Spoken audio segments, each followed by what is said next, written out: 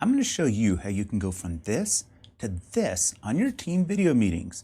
Even better, I'm going to give you 12 tips on how to get there without spending a dime. If you watch to the end, I'll talk about an advanced but completely free trick that'll blow your team's minds. Don't touch that dial.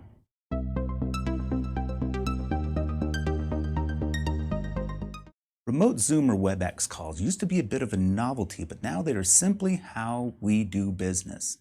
The better you look and sound on a video call, the more professional and confident your boss and colleagues will perceive you. So let's get into my zero-cost tips for being your best, split into 3 groups: sound, framing, and lighting. If you can't hear who you're listening to, it doesn't matter how beautiful the video quality is, it's not going to come across. Tip number 1, move closer to the microphone. That seems like a very of course one, an obvious one, but it isn't. I'll give you an example. I have it way down here. You can not hear me as well. But if I have it up here, then my audio sounds a lot clearer, so get close to that microphone. Tip number 2, mute is your friend. Most video applications will have the ability to always have it muted, but you can press the space bar to talk and then let go and it goes back to mute. You can also choose to manually mute yourself, but the space bar technique makes sure that you don't accidentally leave the microphone on and your kid walking behind you or the loud truck going outside doesn't interrupt everybody's meeting. Mute, mute, mute. Tip number 3, headphones. To avoid echoes. Echoes are one of the most annoying things in a video conference. Some laptops like a MacBook Pro are really good at detecting echoes, but they're not perfect, particularly if you're a little bit hard of hearing and need to turn that sound up. Cheap $20 headphones or the headphones that you go running with or earbuds, doesn't matter. Something in your ear will prevent the sound from accidentally being picked up by the microphone and creating that horrible echo sound for the rest of the team meeting participants. Tip number 4, avoid reflective surfaces. So think about where you're having your meeting. For example, many of us, we don't have a lot of extra space in our house, and so we're having meetings in garages. The problem with garages is you have a very reflective surface, the concrete on the bottom, you have bare walls, you don't have any rugs, you don't have any carpets, you don't have anything that could potentially absorb that sound, creating a very echoey, tinny sound. Another thing to avoid is little nooks. Like for example, let's say your bedroom has a little nook where normally your work desk goes in. That seems fine, but from an audio standpoint, it's terrible because the sound coming out of your mouth will bounce off that wall, bounce off this, bounce off that, and create this horrible sound that people can't hear you. And again, if people in your meeting can't hear you, you might as well not be there. Section number 2, framing. This is about how your video looks to people. Number 1 mistake I see people make, and it is so easy to fix, is to position the camera at the right level. Specifically, position the camera at your eye level or maybe slightly above. When you have your laptop on top of your lap and you're having a meeting, what you're doing is you're letting everyone look up your nose. And I'll be honest with you, no one wants to look up your nose, and it's not a flattering angle either. For example, in that intro bit, I showed the camera looking up at me. And what you saw is you saw this little lovely double chin that generally I don't really have, but at that angle I do. It does not make you look good. If you take your laptop or whatever your camera is and put it on top of some books or maybe a box, something so that you point at eye level, it will make your audience feel more relaxed. They'll be looking at you and it'll be a much better experience. Tip number 5, minimize headspace. Again, an easy one.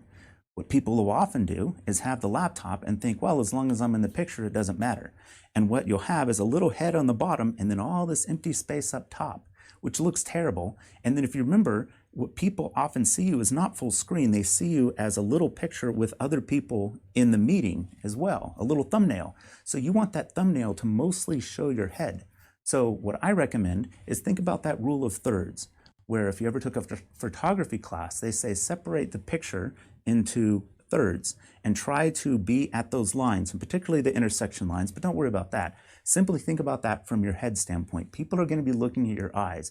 Don't have your eyes in the middle of the screen. Have your eyes on the upper 2/3 part of the screen and with just a little bit of room above your head.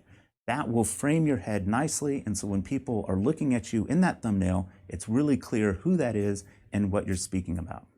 Tip number 4, pay attention to what is behind you. Many of us are having meetings at home and we have to watch after kids. And so kids are running around. You might want to have a nice meeting and have it outside. And so you have trees moving and trucks arriving by, things like that. That is distracting. When you're having a meeting, people are going to be wanting to talk to you or listen to you. They're not going to want to be distracted by what's going on behind, that kid playing a piano, that dog running across the room. Try to minimize what's happening behind you so your audience can focus on you talking. Tip number 7, minimize movement. And what I mean by that is if you think about how Zoom works, is it is taking a picture of you and sending it to everybody else. Now it's taking all of these and aggregating them and so everyone can see everybody on the conference. The more movement you have, the compression algorithm isn't able to optimize, so what it'll do is drop down the resolution, which makes you look more pixely and blocky. What you want is you want your image to be really crisp, very high resolution, so they can see your facial expressions, they can see your eyes, they can see you more clearly and hear what you're having to say. If you're all pixely and you're kind of choppy, then it's super distracting and honestly, nails on a chalkboard to me. So what you want to do is you want to pick a background that doesn't have a lot of movement. As beautiful as that outdoor scene would be with the trees waving, as it comes across in a video conference, it makes you look blocky and terrible. So try to find a background that is plain, that is simple, maybe a little bit colorful, that's fine, but doesn't have any extra movement. And now we get to one of my favorite topics, lighting. Tip number, I think I'm on 9. I kind of screwed up the ordering, but whatever, you get the idea. Tip number 9, we're going to say, is avoid large windows or light sources. In the beginning of the video, I showed myself with a light source in the background, and that window wasn't very big, and it was quite far away. But the poor quality of the webcam overexposed the image, causing that to be this giant beam of light, which made it so it was hard to see me, and it was very distracting. When you're looking at, again, a wall of thumbnails in your video conference, you don't want one thumbnail to just be blasting light and you can't even see who's talking. So try to have the camera pointing at you where you don't have any light, bright sources behind you. That way the camera is able to automatically pick an exposure which will show the proper level of details, the proper color on your face, proper brightness, without being blown out by something behind. Tip number, what are we on? 10. Tip number 10, light yourself more than your background. So what people often do is they will have a bright background behind them and then no lights on themselves. And what that does is it just makes you blend in, and people's eyes are naturally drawn to the brighter light source, so they're drawn to the background. That's not what you want. Or what people will often do is have the same light everywhere. That's equally terrible because now you are blending into the background. And again, in that tiny thumbnail, it's hard to see who is the person and who is the background.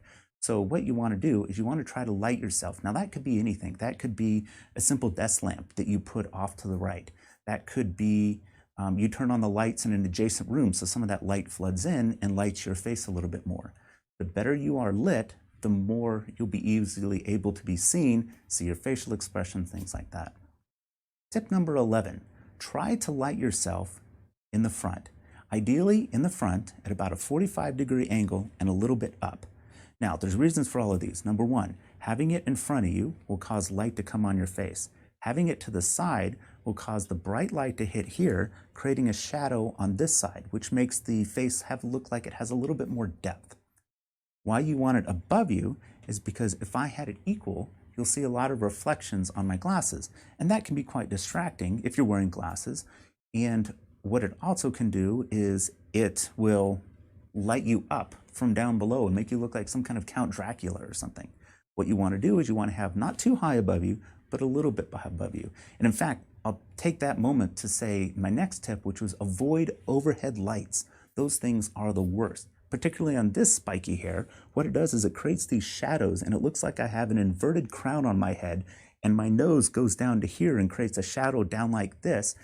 It just makes you look terrible. Man, woman, large, small, doesn't matter. It makes you look terrible. Avoid overhead lights. Go for lights that are kind of coming at you, slightly above. The final tip is to use your webcam's built-in configuration to change your colors. Most people don't know this. The webcam can actually be configured for brightness, saturation, contrast, white balance, all these different little settings that can help you have better color in your face, perhaps give you a little tan that perhaps you don't even deserve.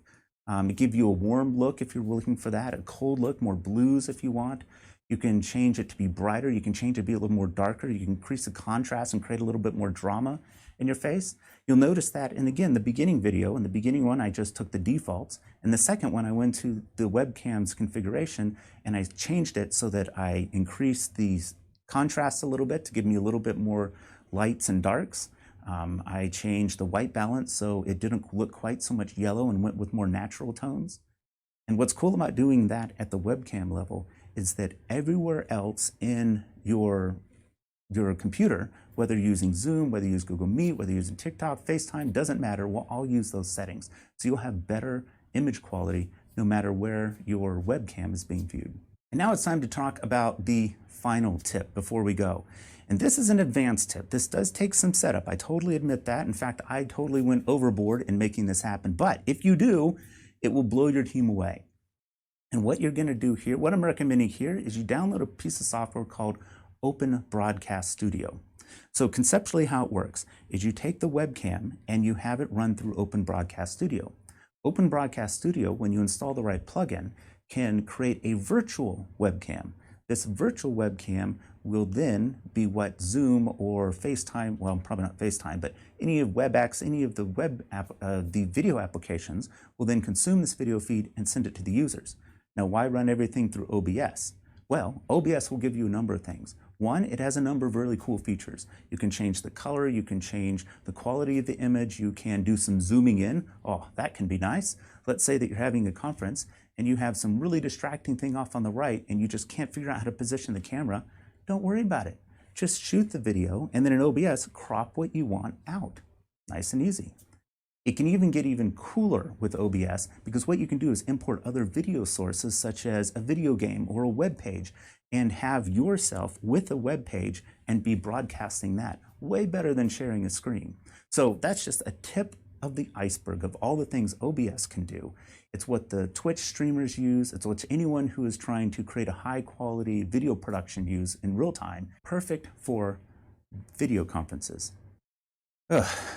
Well, that was a lot of talking, but hopefully in that mess of tips and confused numbering systems, you gained a few bits of information that you might want to try to put into practice in your next video conference.